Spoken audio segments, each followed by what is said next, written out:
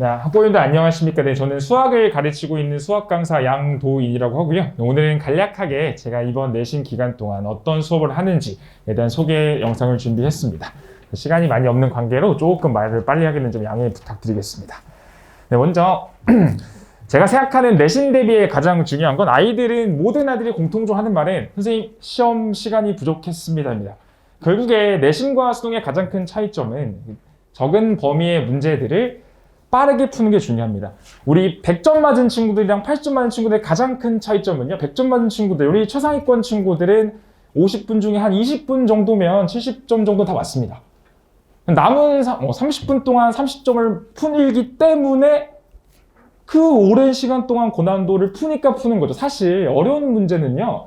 아이들이 엄청 뛰어난 실력을 가서 풀 수 있는 게 중요한 게 아니라 내가 그 문제를 풀 수 있는 시간을 만들어 놨는지가 중요한 겁니다. 그래서 어머니들이 가장 명심하셔야 되는 게 우리 아이가 어려운 문제를 풀 수 있냐 그걸 판단하기 전에요. 우리 아이가 시험을 봤을 때 안정적으로 30분 동안 그 70점을 확보할 수 있는지 애들이 지금 학원을 다니고 있다면 시험을 봤을 때 너 그렇게 하고 있니? 이거 먼저 체크하는 게 정말 중요합니다. 그게 되고 있지 않다면 지금 우리 아이들은 아직 기계적인 학습이 좀 덜 돼 있는 거죠. 이 내신에서 가장 중요한 첫 번째는요. 일단 아이들이 기계가 되어야 됩니다. 문제 푸는 기계. 문제를 봤을 때 개념을 읽고 내가 어떤 스탠스를 취해야 되는지가 기계적으로 손이 멈추는 순간 그 70점을 푸는데 30분, 35분 시간이 소요되니까요. 내신에서 가장 첫 번째로 제가 내신 준비할 때 가장 첫 번째로 신경 쓰는 건 아이들이 문제 봤을 때 개념 떠올리고 내 스탠스를 주입시키는 게 가장 첫 번째 중요한 덕목이라고 생각합니다. 두 번째, 우리 아이들이 시간이 부족한 두 번째 가장 큰 이유는 내가 모르는 약한 단원이 있었기 때문입니다. 분명 막히는 문제가 나왔을 거거든요. 그건 분명 내가 모르는 단원이 있었기 때문이에요. 그러면 맨날 시험을 보는데도 불구하고 왜 막힌 단원을 체크하지 못하냐? 시험을 보고 오답만 하는 거죠. 오답을 하는 게 중요한 게 아니라 오답은 저희가 설명을 해주기 때문에 이해를 하고 다시 푸는 거고요. 약한 단원에 대한 추가적인 과제가 필요합니다. 그래서 정말 중요한 건 내신 기간에 정말 중요한 건 테스트 보고 틀린 거에 대한 오답도 중요하지만 그 틀린 약한 단원을 체크해서 그거에 대한 추가적인 과제를 내주는 게 정말 중요하다고 생각을 하고 그래서 그런 식으로 진행을 하고 있습니다. 자, 그리고 마지막으로는 기본적으로 빨리 푸는 법을 아는 게 중요하겠죠. 특히 우리 수학상 인수분해 복소수가 이번 중간고사 범위가 될 텐데요. 복소수 인수분해 단원은 알면 빨리 풀 수 있는 요소들이 굉장히 많습니다. 그래서 우리 아이들이 이거를 알고 있는지 몰랐다면 내신 기간 동안 기계적으로 그것마저 학습을 하게 된다면 애초에 내가 빨리 풀 수 있게 실력을 갖출 수 있게 되겠죠. 그리고 나서 이제 중요한 게 내가 4점짜리 어려운 문제들 5점짜리 문제들을 풀 수 있는가 그거에 대한 대비가 그 다음이라고 생각합니다. 자, 그러면 제가 어떤 식으로 수업 준비를 하는지에 대해서 간략하게 소개해 드리겠습니다. 저는 자체 교재로 수업을 진행을 하게 됩니다. 그래서 교재 내용은요. 전 문항이 대치목동 내신 기출문제로 제가 매년 리뉴얼을 해서 만들고 있고요. 그래서 크게 파트는 두 가지입니다. 첫 번째는 유형별 실전 개념입니다. 애들에게 주입도 시키면서 빨리 풀 수 있는 내용들에 대한 정리를 통해서 우리 아이들이 남들보다 빠르게 내 옆에 친구보다 빠르게 얘보다 멋있게 풀 수 있도록 만들어주는 게 제 첫 번째 목표라고 생각하시면 됩니다. 네, 두 번째는 이제 매 유형 파트마다 이제 고난도 내신 기출들을 섞어놨습니다. 그래서 얘들을 풀면서 사실 내신 기출 고난도는 풀 수 있는 게 중요한 게 아니라 왜 양도인은 저렇게 풀지? 왜 저러지? 이걸 깨닫는 게 중요한 거거든요.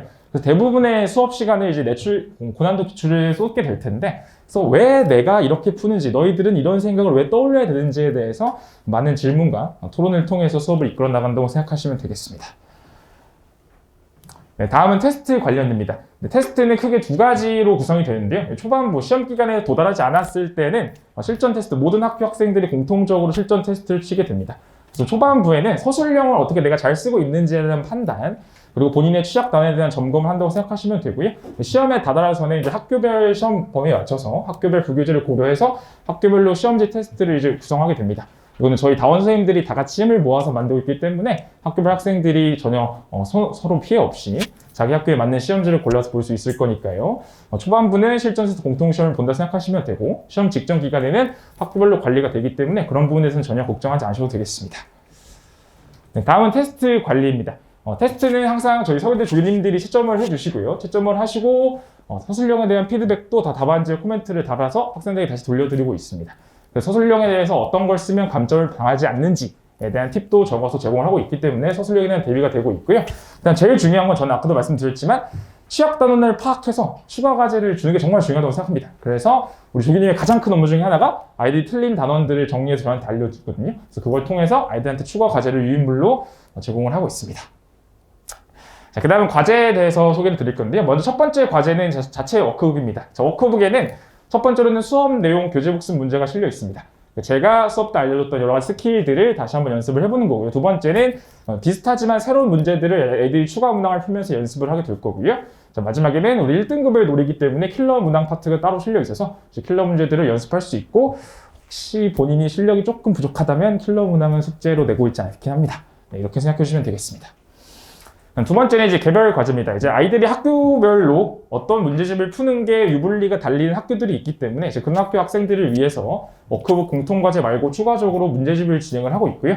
이건 아이들의 수준이나 학교별의 학교의 그 커리큘럼 혹시 부교재에 맞춰서 진행을 하고 있고, 보통 시험 기간에 적으면 2권, 많으면 3권 정도 워크북 이외로 푼다고 생각해 주시면 되겠습니다.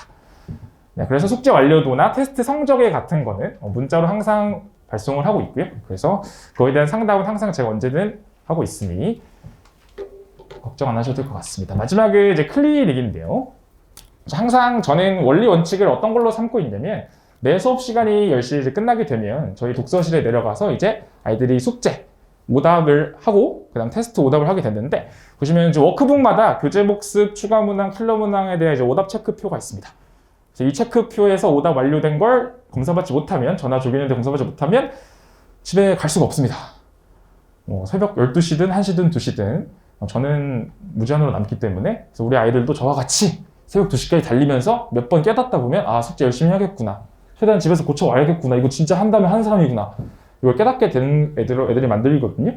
애들은 결국에 시켜야 합니다. 제가 아무리 해줘도 좋게 타일러 봤자 절대 집에서는 안 하고 무조건 남아서, 아무리 싫다고 해도 학부모님들이 전화 오시면 보내주긴 하지만 웬만하면 남겨서 하는 걸로 원칙을 삼고 있습니다. 그래서 꼭 남기는 거에 대해서 너무 이렇게 불만 안 가졌으면 참 감사하겠습니다. 네, 그래서 이렇게 오답 체크표랑 답안지, 3차 답안지까지 있어서요, 아이들이 오답을 했는지 조교님들이랑 저랑 같이 체크를 하고 있습니다. 그래서 혹시나 이제 평일에 처리를 못한 학생들을 위해서 주말에 토요일, 일요일 저녁 6시에 제가 수업하는 동안 조교님이 클리닉실에서 조교 질문을 받고 있습니다. 그래서 평일에 마저 피처 무차 사정으로 마무리를 못한 경우에는 주말에 가능한 시간에 나와서 추가적으로 테스트 오답과 숙제 오답을 진행을 하고 있습니다. 네, 그 다음은 수업 영상이랑 원격 질문 같은 건데요. 이건 뭐 저만한 특별한 것도 아니고 가볍게만 넘기겠습니다. 네, 수업 영상은 당연히 제가 항상 촬영을 해서 필요하다면 복습을 위해서 주고 있고요. 원격 질문, 제가 여자친구도 포기하고 강사의 삶을 갈아 넣으면서 정말 아이들과 질문, 정말 집에 가면 한 2시간 동안 질문 받습니다. 애들한테. 선생님 숙제하고 있는데 이거 어떻게 하는 거였죠? 그래서 이걸 하다 보면 애들 정말 좋아합니다. 요즘 애들은 참질 못해요. 궁금하면 자기가 좀 찾아봐야 되는데 참질 못하고, 선생님 이거 뭐였죠? 그래서 애들이랑 열심히 질문하면서, 그래서 애들이 저를 정말 좋아하거든요. 저는 문자 보내면 바로 띠링 그래서 애들이 정말 좋아하는 시스템 중에 하나가 제가 매일매일 열심히 여자친구를 포기하면서 얻은 원격 질문이라고 생각하시면 되겠습니다. 네. 마지막으로는 제가 추구하고 있는 3가지 방향성입니다. 첫 번째는 프로페셔널 전문성입니다. 저는 초대 수교과, 저희 뭐 다 선후배들 계시지만, 저는 제 동기 중에서는 단원커든에 제가 수학 제일 잘했거든요. 물론 뭐 고등학교 수업을 함에 있어서 대학교 수학 내용이 뭐 그렇게 중요하진 않지만, 항상 선배님들도 저한테 물어봅니다. 도현아 그거 뭐였지? 그럼 제가 형 그거였죠 하면서 제가 또 논리적인 거에는 빠삭하거든요. 저는 제가 정말 수학만큼은 누구한테 제일 자신이 없어요. 나이가 좀 어릴 뿐이지 사실. 네, 그래서 첫 번째로 추구하는 게 전문성입니다. 근데 저는 항상 제가 최고라고 생각하고 제가 알고 있는 지식을 애들한테 알려주기 위해서 저도 항상 노력을 하고 있고요. 두 번째는 참여적인 수업입니다. 결국에 우리 아이들이 수업에서 얻어야 되는 건 그 문제에 대한 풀이 이해가 아니라, 결국 양도인이 왜 저지랄을 하고 있을까? 쟤는 왜 저러지? 이거를 아는 거거든요. 그래서 항상 아이들한테 질문을 많이 하고 수업 시간 안에 아이들에게 많은 얘기를 듣도록 노력을 많이 하고 있습니다. 마지막으로는 패밀리얼. 저는 아이들과 정말 친밀하게 지내는 걸 좋아하거든요. 결국에 아이들이 숙제를 열심히 할 수 있게 만드는 가장 쉬운 방법은 저랑 친해지게 하는 겁니다. 제가 삐지면 애들 형님 삐졌네 해야겠다. 이런 식으로 숙제 열심히 해오거든요. 그래서 우리 아이들을 숙제 열심히 할 수 있게 만드는 가장 좋은 방법. 요즘 학교를 안 가다 보니까 이제 학원이 이제 반입니다. 저희 수업 때 쉬는 시간 가보면 아주 난리예요. 아이들 아주 막 뒤에서 막 남자애들끼리 막 소리 지르고 막 반 분위기가 우리 아이들이 열심히 학원에 나와서 학원을 반처럼 생각하고 우리 반 가서 열심히 공부해야지. 양도 있는 숙제 열심히 해야지. 이런 마인드를 가질 수 있게 우리 아이들과 친밀한 관계를 만드는 것. 이게 제 세 번째 목표라고 보시면 되겠습니다. 네, 이상으로 제가 준비한 건 여기까지고요. 제가 지금 수업 중이라 아쉽게도 질문은 받을 수가 없어서 여기까지만 하고 마치도록 하겠습니다. 네, 감사합니다.